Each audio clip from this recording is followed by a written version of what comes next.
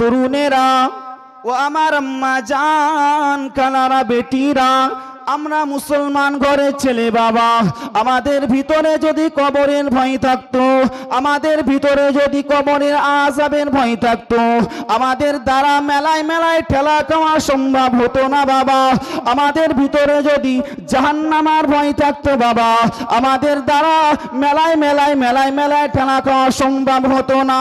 ও বাবা সোনামানিকেরা, আমার আপনার দয়ার নবী, মায়ার নবী, দিন দুনিয়ার বাদশাহ হাবিবুল্লাহ জনাবে মুহাম্মদুর রাসূলুল্লাহ সাল্লাল্লাহু আলাইহি ওয়াসাল্লাম একদিন সাহাবায়ে ইকরামকে ডাকলেন, ও বাবা সাহাবারা, তোমরা শুনে রেখে দাও বাবা, পৃথিবীর জমিনে আখিরি জামানার আমার একদল উম্মতি তারা রাস্তায় দাঁড়িয়ে দাঁড়িয়ে জিনা করবে। ও বাবা সোনামানিকেরা, আপনারা বলুন বাবা, রাস্তায় যারা ঘুরছে তারা চোখের জেনা হাতের জেনা করছে না করছে না? নূর নূর নূর আজ নূর এসেছে, আমিনার কোলে দেখো চাঁদ এসেছে। সুবহানাল্লাহ। নূর নূর নূর আজ নূর এসেছে, আমিনার কোলে দেখো চাঁদ এসেছে। সুবহানাল্লাহ। আয় আয় কে দেখবি নূরের মেলা, আয় আয় কে দেখবি নূরের মেলা, মা আমিনার কোলে দেখো কামলিওয়ালা। লা ইলাহা। এই জলসাটা দেওয়া হয়েছে এই কারণে যেন মানুষ এই জায়গা থেকে কিছু ইসলামিক দ্বীন শিক্ষা অর্জন করতে পারে। কিন্তু এই জলসাকে কেন্দ্র করে আমাদের গ্রামের, আমাদের ঘরের মুসলিম মুমিন মুমিনা ছেলে মেয়ে নর নারী তারা এই জলসাকে কেন্দ্র করে বাজারে বাজারে ঘুরছে। এই জলসাকে উপলক্ষ করে তারা বাজারে বাজারে ঠেলা খাচ্ছে। বাড়ি থেকে বলে বের হয়েছে জালসা শুনতে যাব, কিন্তু জালসা তলায় এসে বাজারে ঘুরছে, স্ট্রিটে এসে কিন্তু বসে নাই বাবা। এই মেলাতে যত সংখ্যক লোক রয়েছে ভাগ করতে গেলে 10% লোক এখানে বসে আছে। কথাটা ঠিক না বল? ঠিক। তাহলে এই মুসলমান মার খাবে না তো কোন মুসলিম মার খাবে? এই মুসলমান মার খাবে না তো কোন মুসলিম মার খাবে? মুসলমান যখন পথ হারা হয়ে যায়, আল্লাহকে ভুলে যায়, রাসূলকে ভুলে যায়, আল্লাহর দাসত্বকে ভুলে যায়, আল্লাহ পাক আল্লাহ তাআলা পরীক্ষার জন্য গজব স্বরূপ তার উপর আযাব নাজিল করে। কিছুদিন পূর্বে শুনেছিলেন করোনা ভাইরাস, শুনেছিলেন তো নাকি? ওটা হলো আল্লাহর একটি গজব। মুসলমান পথ হারা হয়ে গিয়েছে। আল্লাহ বলছে ইন্নাদ দীনা ইনদাল্লাহিল ইসলাম, ইসলাম হলো শান্তির ধর্ম। যেখানে শান্তি নেই ইসলাম সেখানে নেই। যেখানে মারামারি কাটাকাটি ইসলাম সেখানে নেই। যেখানে জিনা ইসলাম সেখানে নেই। যেখানে মদখোর ইসলাম সেখানে নেই। যেখানে গাঁজাখোর ইসলাম সেখানে নেই। যেখানে মাগিখোর সেখানে ইসলাম নেই। যেখানে মেলা বাজার সেখানেও ইসলাম নেই। আব্বা আমার সোনা মানিকেরা, এই কিছু নামধারী মুসলিম তারা আবার দাবি করে আমরা ইমানদার, আল্লাহওয়ালা, নেককার, কিন্তু তাদের সুরাত এবং সিরাত দেখলে বোঝা যায় সে কেমন আল্লাহওয়ালা ইমানদার।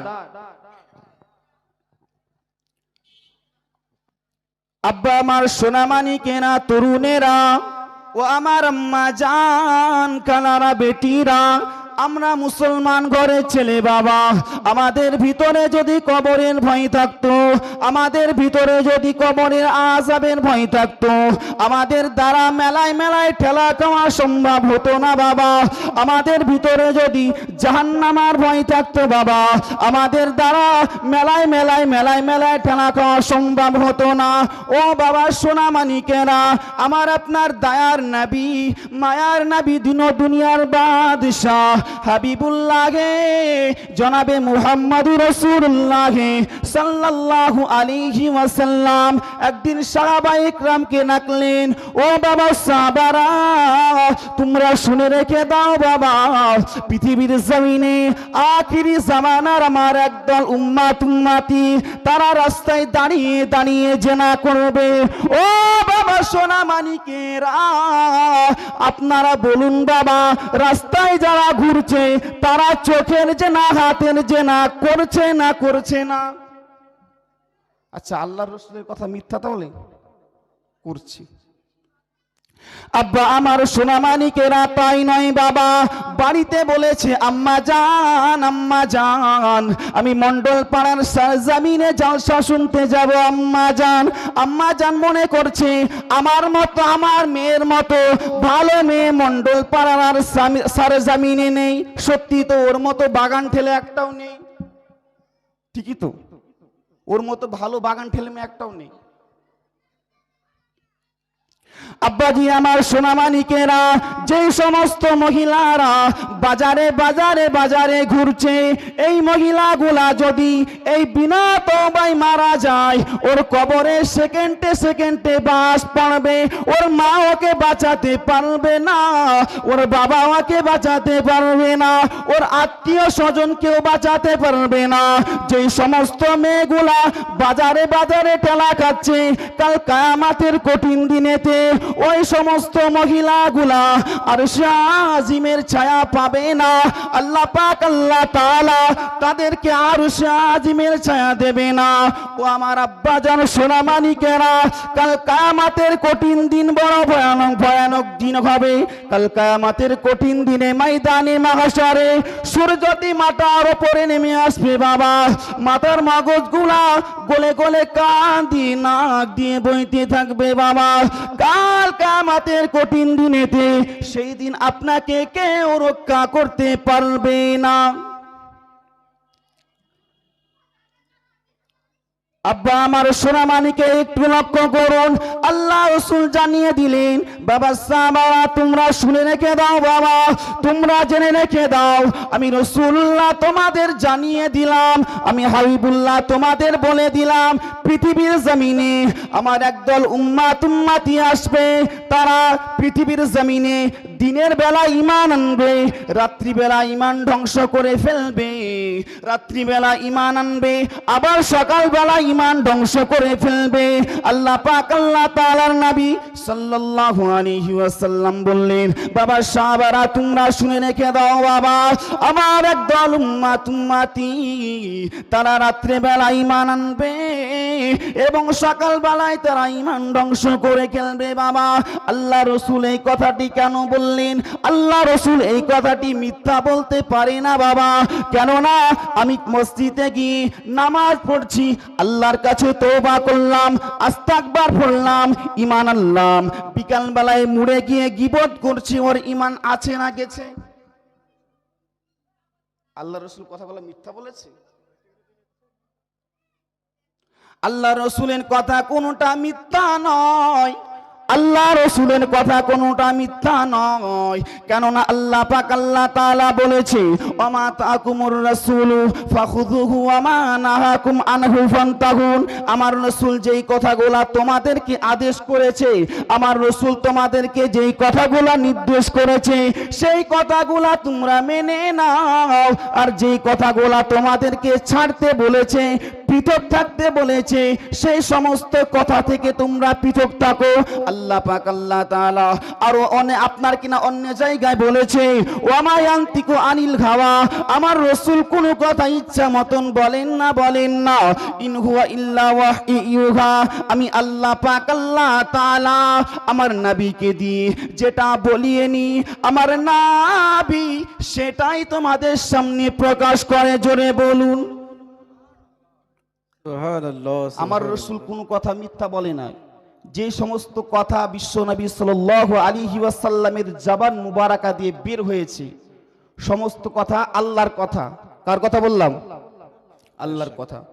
আব্বা আমার সোনা মানিকেরা, তরুণেরা ও আমার আম্মা জান খালারা, বেটিরা, আল্লাহ পাক আল্লাহ তাআলা কুরআনুল কারীমের ভিতরে ইরশাদ করে জানিয়ে দিলেন কুল ইন কুনতুম তুহিব্বুনাল্লাহ ফাত্তাবিউনি ইউহিব্বুকুমুল্লাহ ওয়া ইয়াগফির লাকুম যুনুবাকুম আল্লাহু গফুরুর রহিম। ও পৃথিবীর মানুষেরা, তোমরা শুনে রেখে দাও, তোমরা জেনে রেখে দাও, তোমরা যদি ঈমানদার হতে চাও, তোমরা যদি আল্লাহওয়ালা হতে চাও, তোমরা যদি আমি আল্লাহকে পেতে চাও, আমি আল্লাহর নৈকট্য লাভ করতে চাও, কুল ইন কুনতুম তুহিব্বুনাল্লাহ, হে নবী আপনি বলে দিন ফাত্তাবিউনি, আমি আল্লাহর নৈকট্য যদি কেউ লাভ করতে চায়, রাসূল আপনাকে অনুসরণ করুক, আপনাকে অনুকরণ করুক, ওয়া ইয়াগফির লাকুম যুনুবাকুম আল্লাহু গফুরুর রহিম, তবে আমি আল্লাহ তার জীবনের গুনাহে সাগীরা গুনাহে কাবীরাকে মাফ করে দেব। সুবহানাল্লাহ সুবহানাল্লাহ। বেশক আব্বা আমার সোনাবাণী, আল্লাহ রসুল আরো অনেক হাদিস বর্ণনা করেছে। পৃথিবীর জমিনে অনেক মানুষ আছে তারা মসজিদে গিয়ে নামাজ পড়ে বাবা, তারা মসজিদে গিয়ে আল্লাহ আল্লাহ আল্লাহ আল্লাহ জিকির করে, তারা মসজিদে গিয়ে ইমামের সঙ্গে ভালো ব্যবহার করে, তারা মসজিদে গিয়ে নামাজ আদায় করে, রাত্রি হলে তাহাজ্জুদ পড়ে বাবা, কিন্তু দিনের বেলায় দেখতে পাওয়া যায় ওই বাজারে মদ খেয়ে ঠেলাঠেলি করছে। আছে না নাই? সত্যি বলবেন, আছে না? আছে। এর আগে আমি সত্যি হক কথা বলেছিলাম এই জলসাতে, তো একজন বিশেষ ব্যক্তি আমার জলসায় বাধা দিয়েছিল, এই গ্রামেরই।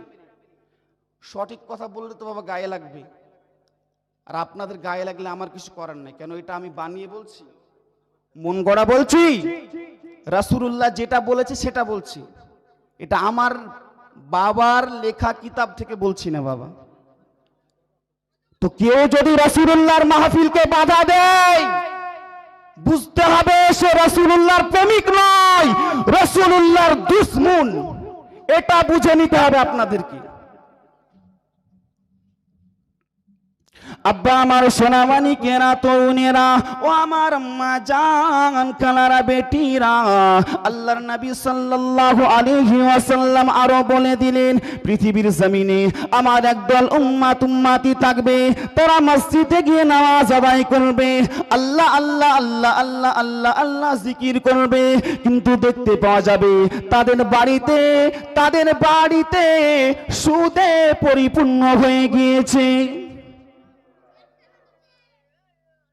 প্রতিটা বাড়িতে এখন ওই সুদ সিস্টেম হয়ে গিয়েছে, লোন কিস্তি। আছে না? আছে। আব্বা আমার সোনা মানিকেরা, পৃথিবীর জমিনে মানিকেরা, যে কথা বলছিলাম, পৃথিবীর জমিনে মুসলমানের ভিতর থেকে আল্লাহর ভয় হারিয়ে গিয়েছে। পৃথিবীর জমিনে নারীর ভিতর থেকে পর্দা হারিয়ে গিয়েছে। পৃথিবীর জমিনে নারীর ভিতর থেকে সতীত্ব হারিয়ে গিয়েছে। নারী হতে হবে তাদের মতো বিশ্ব নবীর কন্যা হযরতে ফাতিমা রাদিয়াল্লাহু তাআলা আনহা।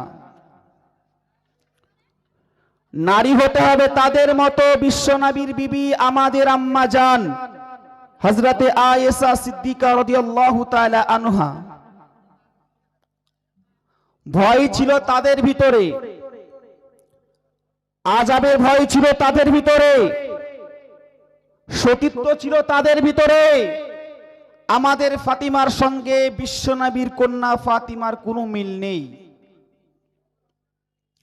আব্বা আমার সোনামানিকেরা, তরুণেরা ও আমার আম্মা জান কালারা বেটিরা, আল্লাহর নবী সাল্লাল্লাহু আলাইহি ওয়াসাল্লামের কন্যা হযরতে ফাতিমা রাদিয়াল্লাহু তাআলা আনহা, আল্লাহর নবীর বিটি ফাতিমা, তিনার বয়স যখন বাবা 8 বছর, আল্লাহর নবীর বিটি ফাতিমা খেলতে যাচ্ছেন বাবা। আল্লাহর নবী, দয়ার নবী হাবিবুল্লাহ জনাবে মুহাম্মদুর রাসূলুল্লাহ সাল্লাল্লাহু আলাইহি ওয়াসাল্লাম, আল্লাহর নবী দেখতে পেলেন তিনার কন্যা হযরতে ফাতিমার মাথার চুলগুলা দেখা যায় বাবা, মাথার কেশগুলা দেখা যায় বাবা। বিশ্ব নবী চুপটি মেরে দাঁড়িয়ে রইলেন, আল্লাহর নবী কোনো কথা বললেন না বাবা। আল্লাহর নবী দাঁড়িয়ে রইলেন, বিশ্ব নবীর কন্যা হযরতে ফাতিমা তিনি বাইরে চলে গেলেন, বাইরে খেলাধুলা করার পরে বাড়ি ফিরলেন। আল্লাহর নবী আম্মা জান ফাতিমাকে ডেকে বলেছিল, ও মা ফাতিমা, ও মা ফাতিমা, তোমার বয়স এখন কত বছর মা তুমি জানো? আল্লাহর নবীর বেটি বলেছিল, আব্বা জান, ও আমার আব্বা জান, আমার বয়স এখন 8 বছর। ও মা ফাতিমা, তোমার মাথার চুলগুলা দেখা যায় মা, তোমার মাথার কেশগুলা পর পুরুষে দেখে ফেলে কাল কিয়ামতের কঠিন দিনেতে, এই জন্য তুমি নবীর বিটি বলে, নবীর কন্যা বলে তোমাকে ছাড় দেওয়া হবে না, নবীর কন্যা বলে তোমাকে কবরে ছাড় দেবে না। ও বেটি ফাতিমা, তুমি আজ থেকে বাইরে গেলে বুরকা করে চলবে বাবা, নিকাব করে চলবে মা। আপনার কি আল্লাহর নবী সাল্লাল্লাহু আলাইহি ওয়াসাল্লাম যখন এই কথা বলল, আম্মা জান ফাতিমা কান্না করতে আরম্ভ করলো, আম্মা জান নাজারি করতে আরম্ভ করলো।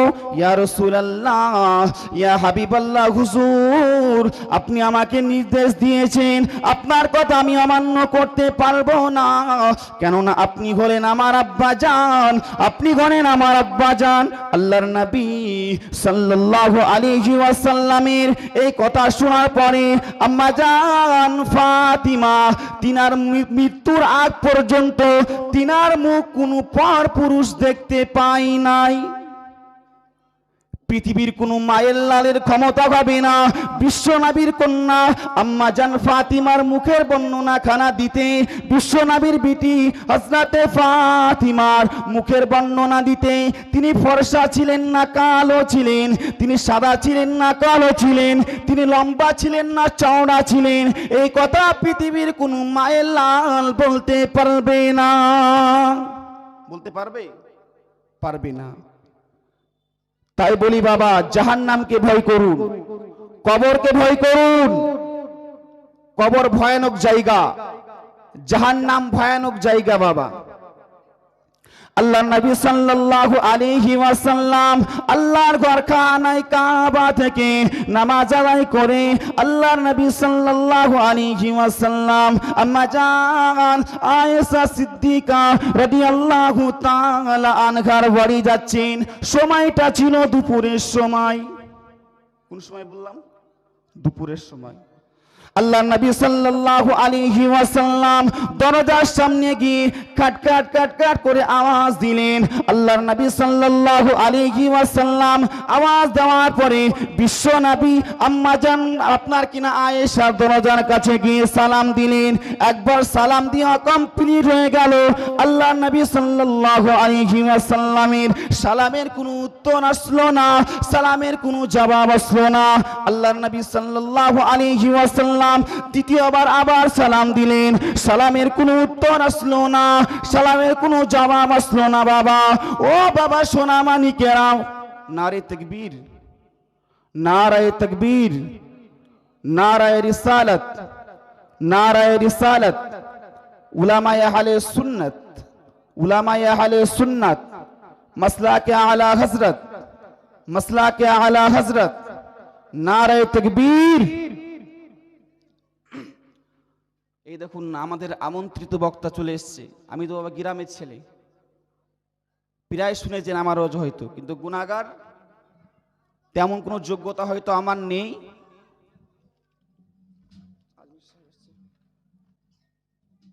আমার আব্বা আম্মার দোয়াতে, আল্লাহর রহমতে, আপনাদের দোয়াতে বিশেষ বিশেষ জায়গাতে মানুষ ডাকে, আমন্ত্রিত করে যাওয়া হয়। যে কথা বলতেছিলাম সেই কথাটা কমপ্লিট করে মুফতি সাহেব চলে এসছে, তিনাকে আমার মাইক্রোফোন ছেড়ে দেবো বাবা। আব্বা আমার সোনা মানিকের একটু লক্ষ্য করুন, আল্লাহ নবী সাল্লাল্লাহু আলাইহি ওয়াসাল্লাম দরজাতে সালাম দিলেন, দরজাতে আওয়াজ দিলেন, আম্মা জান আয়েশা সিদ্দিকা সালামের কোনো উত্তর দিল না, সালামের কোনো জবাব দিল না। আল্লাহ নবী চিন্তা করলেন, আল্লাহ তাহলে কি হযরতে আয়েশার শরীরটা খারাপ হলো নাকি, হযরতে আয়েশার শরীরটা খারাপ হলো নাকি? আল্লাহর নবী সাল্লাল্লাহু আলাইহি ওয়াসাল্লাম দরজা কানা খুলে বিশ্ব নবী প্রবেশ করে দেখে আম্মা জান আয়েশা সিদ্দিকা রাদিয়াল্লাহু তাআলা আনহা সিজদায় পতিত হয়ে কান্না করতে আছে। আল্লাহর নবী চিন্তা করলো, আল্লাহর নবী আপনার কিনা চিন্তা করলো, আয়েশা সিদ্দিকা কেন দুপুর বেলায় রান্না বান্না বন্ধ করে কান্নাকাটি করে, রোনাজারি করে?